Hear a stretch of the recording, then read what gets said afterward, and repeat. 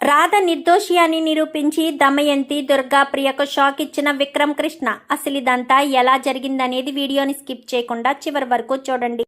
నువ్వు లేక నేను లేను అప్కమింగ్ ఎపిసోడ్స్లో ఏం జరగబోతుందో ముందుగా తెలుసుకోవాలి అనుకుంటే వీడియోని లైక్ చేసి ఛానల్ని సబ్స్క్రైబ్ చేసుకుని పక్కనే ఉన్న బెల్ సింబల్లో ఆల్ పై క్లిక్ చేయండి.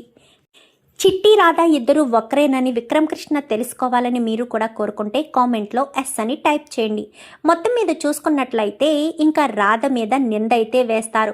ఎందుకంటే దుర్గా ఇంటికి వచ్చి తనను ప్రేమించానని, ఇద్దరం ప్రేమించుకుని చట్టాపట్టాలు వేసుకుని తిరిగామంటూ ఇంకా ఫోటోలు చూపించి తన పేరుని పచ్చాపొట్టుగా పొడిపించుకోవడం, ఇవన్నీ సాక్ష్యాలు చూపించాడు కదా. దీన్నంతటినీ ఆధారంగా చేసుకుని దమయంతి అలాగే ప్రియ ఇద్దరు కూడా రాధని ఇంటి నుంచి బయటికి పంపించేయాలన్న ఉద్దేశంతో ఇంకా ఆలోచించుకుంటారు. ఏంటి సునంద ఇంకా ఆలోచిస్తున్నావు? ఇంట్లో అడుగు పెట్టినప్పటి నుంచి ఏదొక సమస్యలు జరుగుతూనే ఉన్నాయి. ఒక మగవాడు ఇంట్లోకి వచ్చి ఇంటి కోడల మీద ఇంత పెద్ద నింద వేశాక నువ్వు ఎలా నమ్ముతూ ఉంటావు? అయినా వాడు గురించి ఆలోచిస్తామా? ఈ అమ్మాయి ఎలాంటిదో అర్థం చేసుకోవాలి కదా. మన పరువేమవుతుంది? పలానా రామచంద్ర గారి మేనల్లుడు భార్య ఇలా అంట కదా, అలా అంట కదా అని ఊరంతా టమ్కేసినట్టు చెప్పుకుంటే మన ఇంటి పరువు ఏమైపోతుంది? నేను ఆ రోజే చెప్పాను, ఆ టీ కొట్టి రాదని ఈ పెళ్లి చేసుకుని ఇంటికి వచ్చినప్పుడే దాని మెడలోని తాళిని తెంచి బయటికి గెంటేసి ప్రియకు విక్రమ్కు పెళ్లి చేస్తే ఏ గొడవ ఉండేది కాదు. నా మాట ఎవరూ వినిపించుకోలేదు. ఈ సునందైతే 16 రోజుల పండగంటూ కార్యాలంటూ శుభకార్యాలన్నీ చేసుకుంటూ వస్తుంది అంటూ దమయంతి చెప్పేసేసరికి ఏం మాట్లాడుతున్నావు వదినా? అదేంటి, మనం ఇక్కడ రాధ గురించి మాత్రమే ఆలోచిస్తే ఎలా సరిపోతుంది? విక్కీ గురించి కూడా ఆలోచించాలి కదా.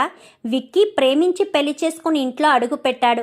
మరి ఎవడో వచ్చి ఏదో చెప్పినంత మాత్రాన మీరు అలా ఎలా నమ్మేస్తారు? ఒక ఆడపిల్ల మీద పడ్డది నింద నిజమనేది కూడా ఆలోచించాలి కదా అనగాని ఏం ఆలోచించాలి వదినా? ఒకడు అంత ధైర్యంగా ఫోటోలు కూడా తీసుకొచ్చి చూపించాక ఎలా ఆలోచించాలి, ఏమని ఆలోచించాలి అంటూ దమయంతి ఇదే సరైన అవకాశం, ఈ అవకాశాన్ని ఎట్టి పరిస్థితుల్లో వదులుకోకూడదని ఇంకా ఇంట్లో గదిలో కూర్చుని బాధపడుతూ ఉన్న రాధ చేయి పట్టుకుని గబగబా బయటికి లాక్కొచ్చేస్తుంది. బయటికి నడవ్వే అని చెప్పి బయటికి గెంటైపోతూ ఉంటే ఏంటి ఏం చేస్తున్నారు అని చెప్పి విక్రమ్ కృష్ణ వస్తాడు. నీ భార్య తప్పు చేసింది, వాడు వచ్చి నీ భార్యని ప్రేమించాను, ఇద్దరం ప్రేమించుకున్నాం, చెట్టాపట్టాలేసుకు తిరిగాము అంటూ అంతలా చెప్పిన తర్వాత కూడా నువ్వు ఎలా ఇంకా నీ భార్యని నమ్ముతున్నావు? నేను ఒకటే నమ్ముతాను, రాధ నా భార్య, రాధ తప్పు చెయ్యదు అనగానే తప్పు చేసింది అని ఆధారాలు చూపిస్తున్నారు కదా. ఎవడో వచ్చి ఏయో చూపిస్తే అవి నమ్మేస్తారా? ఆధారాలు నమ్మేస్తారా అనగానే ఆధారాలు ఎందుకు నమ్మము, కనిపిస్తున్నాయి కదా. తప్పు చేసిందని మీరెలా నమ్ముతున్నారు అని చెప్పాను. కానీ తప్పు చేయలేదని నువ్వెలా నమ్ముతున్నావు? ఓకే, మీరు అన్నదానికే వస్తాను. రాధ ఏ తప్పు చేయలేదని నిరూపించే బాధ్యత నాది అనేసరికి ఒకవేళ తప్పు చేసింది అనే నిరూపణ వస్తే అనగానే అప్పుడు ఏం చేయడానికైనా సిద్ధమే అనేసరికి రాధ ఏ తప్పు చేయదు, ఈ విక్రమ్ కృష్ణ భార్య తప్పు చెయ్యదు అని చెప్పి ఇంకా రాధను తీసుకుని లోపలికి వెళ్తాడు. విక్కీ, నీకు వారం రోజులు మాత్రమే సమయం ఉంది అనగానే వారం రోజుల్లోనే నా భార్య తప్పు చేయలేదని నిరూపిస్తాను అని ఇంకా లోపలికి తీసుకువెళ్ళి నువ్వు బాధపడద్దుకు రాధా, నీ నిర్దోషత్వం మీద నాకు నమ్మకం ఉంది. నువ్వు తప్పు చేసే మనిషివి కాదు, నువ్వు పాలతో కడిగిన ముత్యంలా, నువ్వు ఏ తప్పు చేయలేదని నేను నిరూపిస్తాను. నువ్వు నా భార్యవి, నా భార్య మీద నింద పడితే నేను చూస్తూ ఊరుకుంటానా? నీకు తోడుగా నేనున్నాను, అర్థమవుతుందా? ఆ విషయం మాత్రం మర్చిపోవద్దు. నీకు నీడలా వెన్నంటే నేను ఉండి నిన్ను కాపాడుకుంటాను రాధా అని చెప్పి విక్కీ ధైర్యం ఇచ్చి రాధను గదిలో కూర్చోబెట్టి బయటికి వచ్చేస్తాడు. రాధ బాధపడుతూ దేవుని దగ్గర కూర్చుని తన మొరని చెప్పుకుంటుంది. నేను నీకు ఏం అన్యాయం చేశాను? కష్టాలన్నీ నాకే ఇస్తున్నావు, మా నాన్నను నా నుంచి దూరం చేశావు, ఇప్పుడేమో ఇలాంటి నింద నా మీద వేశావు, నేను ఏ తప్పు చేయలేదు అని ఎలా నిరూపించుకోవాలి, ఏ రకంగా నిరూపించుకోవాలో నాకు అర్థం కావట్లేదు అనేసరికి ఇంకా నువ్వు తప్పు చేశావు, అవును నువ్వు ఒక వ్యక్తిని ట్రాప్లోకి దింపడానికి ఎలా ప్లాన్ చేస్తావు, 3 నెలల 6 నెలల, అసలు నీకు ఇలా చేయమని ఎవరు చెప్పారు, మీ అమ్మనా నాన్ననా అనేసరికి చెంప పగలగొడుతుంది. అనగాని నోరు మూసేయ్, అర్థమవుతుందా, నేను తప్పు చేయలేదు అని విక్రమ్ కృష్ణ గారు నిరూపిస్తానన్నారు, నిరూపించే వరకు నోరు మూసుకునుండు, తప్పు చెయ్యలేను కూడా, అర్థమవుతుందా, అది గుర్తుపెట్టుకో అని వార్నింగ్ ఇచ్చేసరికి నువ్వు నన్ను కొడతావా, నిన్ను మాత్రం వదిలిపెట్టనే అనుకుంటూ అక్కడి నుంచి కాస్త వెళ్ళిపోతుంది ప్రియ.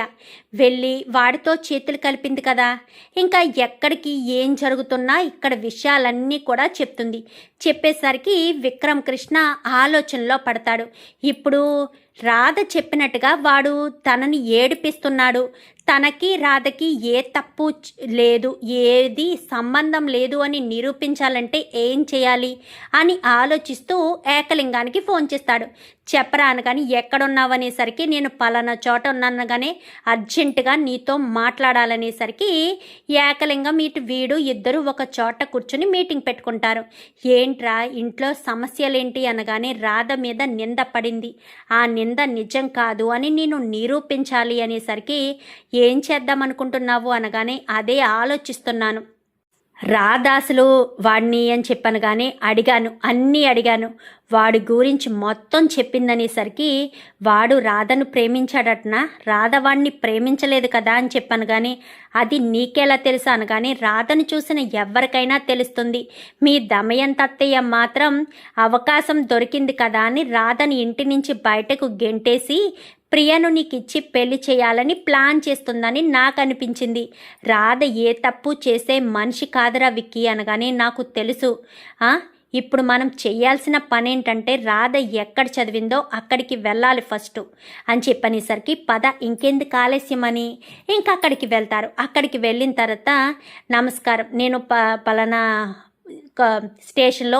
ఏసీపీగా వర్క్ చేస్తున్నాననేసరికి చెప్పండి సార్, మీకు మేము ఏ రకంగా సహాయపడగలం, మీ కాలేజీలో రాధ అనే అమ్మాయి చదివిందా పలానా గ్రూపు అని చెప్పనేసరికి చదివింది అనేసరికి తను ఎవరి మీదైనా కంప్లైంట్ ఇచ్చిందా, తను ఎప్పుడూ కూడా ఎవరితో మాట్లాడే మనిషి కాదు, చాలా సైలెంట్ అయిన పద్ధతి గల అమ్మాయి, ఎప్పుడూ చక్కగా లంగామోనీలు వేసుకుని తెలుగుతనం ఉట్టిపడేలా వచ్చేది కాలేజీకి, కానీ తనని దుర్గాప్రసాద్ అని ఒకడు ఏడిపిస్తున్నాడంటూ మొదటిసారి నాకు కంప్లైంట్ ఇచ్చింది.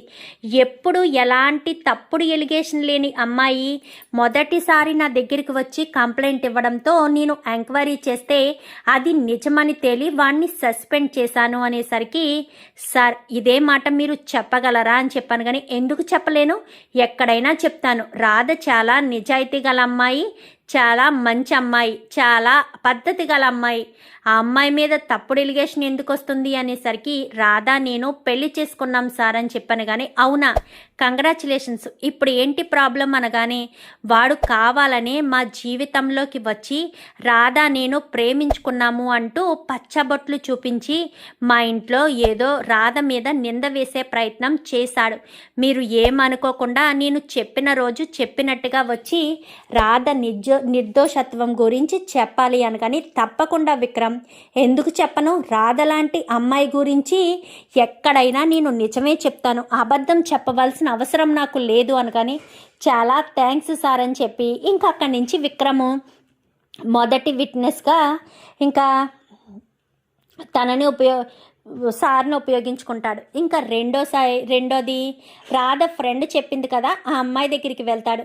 ఏంటి సార్ చెప్పండి అనగానే నీకు రాధ బాగా తెలుసా అనగానే రాధ నాకు తెలియకపోవడం ఏంటి సార్, ఫస్ట్ ఇయర్ నుంచి రాధ నేను కలిసే చదువుకున్నామనగానే రాధ క్యారెక్టర్ ఎలాంటిది అనేసరికి సార్ ఏం మాట్లాడుతున్నారు, రాధ క్యారెక్టర్ గురించి అడుగుతున్నారా, తను చాలా మంచి అమ్మాయి సార్, ఎవ్వరితో కూడా ఎలాంటి రిలేషన్ ఉండదు, తను కాలేజీలో ఫ్రెండ్ అంటూ ఎవరైనా ఉన్నారు అంటే నేనే, తను నేను కలిసే కాలేజీకి వచ్చేవాళ్ళం, కలిసే వెళ్ళేవాళ్ళం, ఎక్కడికి వెళ్ళాలన్నా కలిసే వెళ్ళేవాళ్ళం, ఎంతసేపు చదువే. కానీ అలాంటి రాధ జీవితంలోకి ఆ దుర్మార్గుడు వచ్చాడు సార్. వచ్చినప్పటి నుంచి పాపం రాధకు కష్టాలే ఎదురయ్యాయి. ఎప్పుడు కూడా సంతోషంగా నాతో మాట్లాడుతూ ఉంటే వాడు వచ్చి ఏదో రకంగా డిస్టర్బ్ చేస్తూనే ఉండేవాడు సార్. వాడి మీద రాధ ప్రిన్సిపల్ కూడా కంప్లైంట్ ఇచ్చింది. కంప్లైంట్ ఇచ్చాక వాడు సస్పెండ్ అయిపోయి వెళ్ళిపోయాక బయట కూడా వాడిని రాధని ఇబ్బంది పెట్టాడు.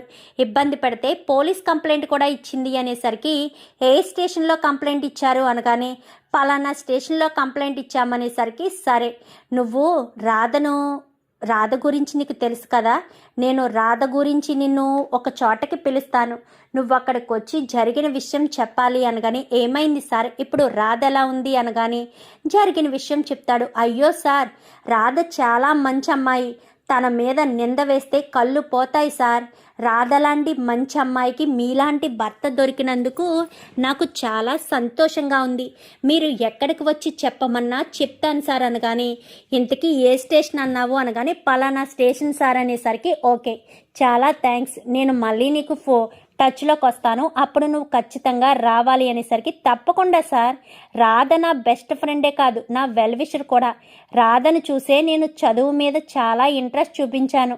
అలాంటి రాధ గురించి నేను ఏం చేయడానికైనా సిద్ధమే సార్ అని చెప్పనేసరికి ఓకే అని చెప్పి ఇంకా అక్కడి నుంచి కాస్త విక్రము స్టేషన్కి వెళ్తాడు. స్టేషన్కి వెళ్ళేసరికి ఏంటి విక్కీ సార్ ఎలా వచ్చారు అనగానే మీకు పలానా డేట్లో కానీ డేట్ గుర్తులేదు కానీ పలానా మంత్లో రాధనే అమ్మాయి ఎవరైనా ఒక స్టూడెంట్ నన్ను ఏడిపిస్తున్నాడు అంటూ కంప్లైంట్ ఇచ్చిందా అనేసరికి ఇచ్చింది సార్.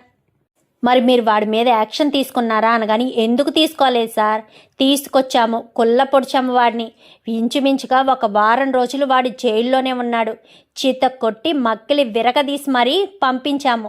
మళ్ళీ ఏమైంది సార్ అని చెప్పాను కానీ ఏమవడం ఏంటి, ఆ రాధను నేను పెళ్లి చేసుకున్నాను, ఇప్పుడు వాడు మా ఇంటికి వచ్చాడు అనేసరికి సార్ వాడు పెద్ద మోసగాడు సార్. ఒక అమ్మాయిని టార్చర్ పెట్టడంలో వాడంత క్రూరుడు ఎవరు ఉండరు, వాడంత దుర్మార్గుడు కూడా ఎవరు ఉండరు సార్ అని చెప్పనేసరికి అదే నాకు అర్థం కావట్లేదు. ఇప్పుడు నా భార్య మీద నింద పడిందనేసరికి సార్ వాడికి సంబంధించిన ఫైల్ నా దగ్గర ఉంది, ఎందుకంటే వాడి మీద కంప్లైంట్ ఇచ్చిన రాధ ఫైల్ నేను దాచిపెట్టానని వెంటనే కంప్లైంట్ ఇచ్చిన ఫైల్ కాస్త తీసుకొస్తాడు. తీసుకొచ్చేసరికి ఫస్ట్ విట్నెస్గా ప్రిన్సిపాల్, తర్వాత విట్నెస్ ఎవరు ఫ్రెండు, మూడోది కంప్లైంట్ ఫైలు, ఈ 3 కూడా గ్యాదర్ చేస్తాడు. ఇప్పుడు ఏం చేద్దాం అనుకుంటున్నావరా అనగానే రాధ నిర్దోషత్వాన్ని నిరూపించాలనుకుంటున్నాను. ముందు వాడి దగ్గరికి వెళ్ళి వాడిని చీత కొట్టాలి, వాడిని తీసుకొచ్చి కట్టి పడేసి వాడు ఎవడో వాడి వెధవేషాలేంటో అన్నీ తెలిసేటట్టు చెయ్యాలి అని ఇంకా విక్కీ అనుకుంటాడు. అక్కడికి వెళ్తాడు. అనుకునేసరికి వీడు ఇవన్నీ గ్యాదర్ చేశాడన్న విషయం ప్రియ తెలుసుకుని వెంటనే వాడి దగ్గరికి వెళ్తుంది. నీ గురించి మొత్తం మా బావ సేకరించాడు, నువ్వు రాధను ప్రేమించావు, రాధని టార్చర్ పెట్టావు కదా, అన్నీ మా బావ దగ్గర ఉన్నాయి, ఇప్పుడు మా బావ రాధ తప్పు చేయలేదు అని నిరూపిస్తాడు అని చెప్పాను. కానీ కరెక్ట్గా అదే సమయానికి ఏకలింగం ఇద్దరు వచ్చి వావ్ సూపర్, నువ్వేంటిక్కడ, ఓహో వీణ్ణి వెనకుండి ఎంకరేజ్ చేసేది నువ్వేనా, నీకింకా బుద్ధి రాలేదా అనగానే నేనేం తప్పు చేశాను అనేసరికి చెంప చెల్లు మనిపిస్తాడు. నోరు మూసుకుని నువ్వు ఇంటికి వెళ్ళు, వీడి పని నేను చూస్తానని వాడిని చితక్కొట్టి అక్కడ రాధ ఫోటోలన్నీ కూడా లవ్ సింబల్లో పెట్టాడు కదా, మొత్తం అన్నీ కూడా పీకేస్తారు. ఏకలింగం వీడు కలిపి మొత్తం, రామలింగం వీడు కలిపి మొత్తం పీకేసి పెట్రోల్ పేసి తగలబెట్టేస్తారు.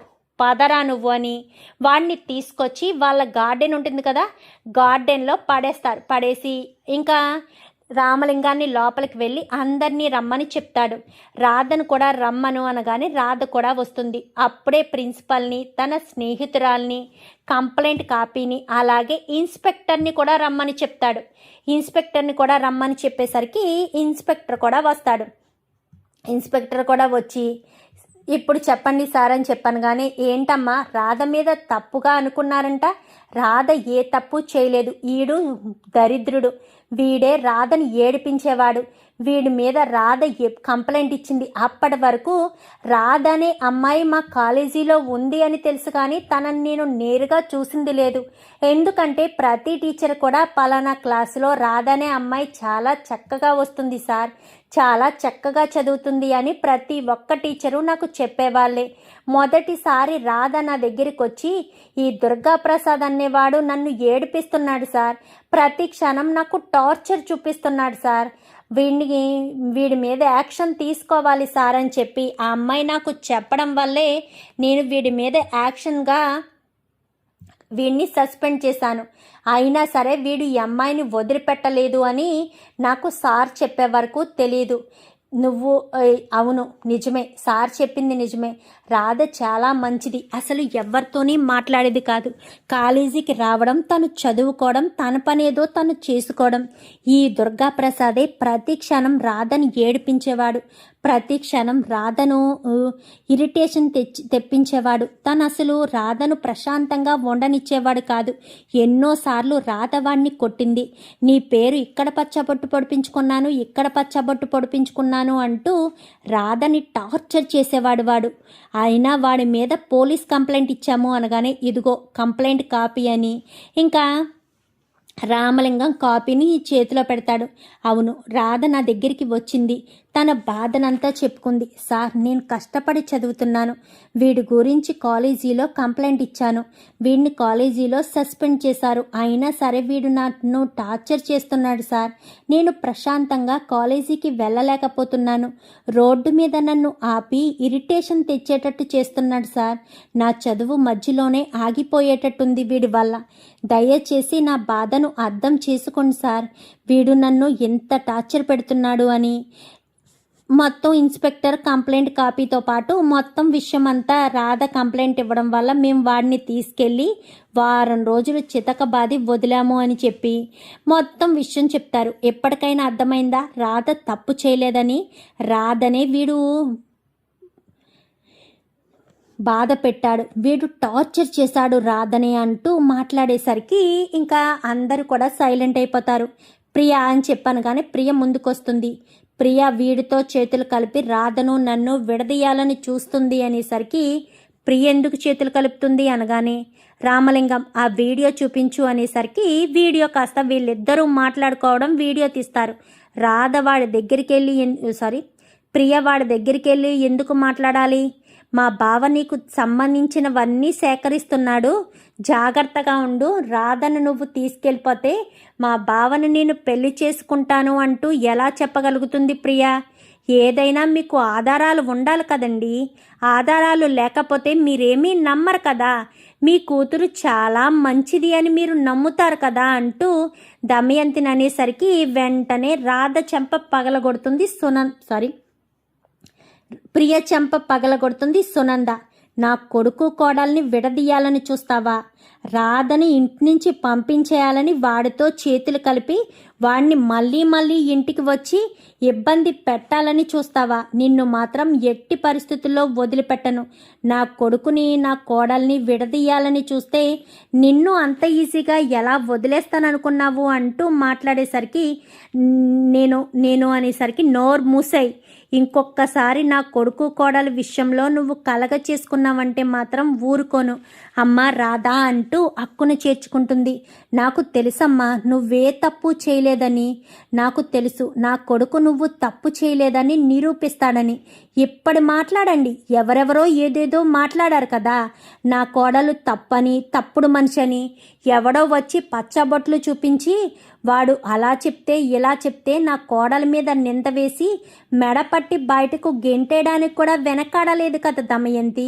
ఇప్పుడు మాట్లాడు, నా కోడలు తప్పు చేసిందా, నా కొడుకు నిర్దోషిగా ఇన్ని సాక్ష్యాలు తీసుకొచ్చి మరీ నిరూపించాడు, కాలేజీ ప్రిన్సిపల్ వచ్చే చెప్పాడు, తన తోటి స్నేహితురాలు చెప్పింది, పైగా కంప్లైంట్ తీసుకున్న కంప్లైంట్ కాపీతో పాటు ఇన్స్పెక్టర్ వచ్చి చెప్పాడు, ఇంకా ఏం సాక్ష్యాలు కావాలి, ఇంకా ఏం నిరూపణ కావాలి, ఇలాంటి వెధవల్ని ఎంకరేజ్ చేసే నీలాంటి కూతుర్లు ఉన్నంతకాలం నా కొడుకు ఇలాంటి వాళ్ళకి తగిన గుణపాఠం చెప్తాడు. ఆ రోజు తన కంప్లైంట్ ఇచ్చింది కదా, వీడిని తీసుకెళ్ళి మన స్టేషన్లో పడేసేయ్. రాధా, నువ్వు ఒక్క కంప్లైంట్ ఇవి చాలు. అయినా నువ్వు కంప్లైంట్ ఇచ్చేదేంటి? నేనే కంప్లైంట్ రాసుకుంటాను. ఈ వెధవ జీవితంలో బయటికి రాకుండా చేస్తాను. నా భార్య జోలికి వస్తే నేను ఎవ్వరిని అంత ఈజీగా వదిలిపెట్టను. నన్ను నా భార్యని విడదీయాలని చూసిన ప్రతి ఒక్కరికి ఇప్పుడే చెప్తున్నాను, ఎవ్వరు కూడా రాధని, విక్రమ్ కృష్ణని విడదీయలేరు. ఈ రాధ ఈ కృష్ణకి అర్థమవుతుందా? రాధా కృష్ణలను వేరు చేయడం ఎవ్వరి తరం కాదు. అర్థమవ్వే వాళ్ళకి క్లియర్గా అర్థమవుతుంది అనుకుంటా. రాధా అంటూ రాధను భుజం మీద చెయ్యి వేసుకుని ఇంకా రాధని లోపలికి తీసుకువెళ్తాడు. రాధను అలా లోపలికి తీసుకువెళ్తే రాధ మాత్రం విక్రమ్ వంకే చూస్తూ ఉంటుంది. తన తండ్రి తనకు ఏ రకంగా అయితే భరోసా ఇచ్చి తనకు తోడుగా ఉండి తన మీద ఏమి నింద పడకుండా తనని కడిగిన ముత్యంలా ఏ రకంగా చేస్తాడో విక్రమ్ కూడా అంతే ప్రేమను అంతే బాధ్యతను చూపించేసరికి ఇంకా రాధ విక్రమ్ వంక చూస్తూ లోపలికి వెళ్తుంది. అలా వెళ్ళేసరికి నీకే భయం లేదు, నీకు నేను ఉన్నాను, అర్థమవుతుందా అంటూ విక్రమ్ లోపలికి తీసుకువెళ్ళడంతో రాధ విక్రమ్ని గట్టిగా పట్టుకుని ఏడుస్తుంది. నువ్వెందుకు అంత బాధపడుతున్నావు? నీకు తోడుగా నేనున్నాను అని చెప్తున్నాను కదా రాధా. నీకు ఏ కష్టం కలగకుండా చూసుకోవాల్సిన బాధ్యత నాది. నీకు కష్టం నీ ఇంటి గుమ్మం వైపు కూడా రాకుండా నేను చూసుకుంటాను అని ఇంకా రాధకు ఎంతో భరోసా ఇస్తాడు.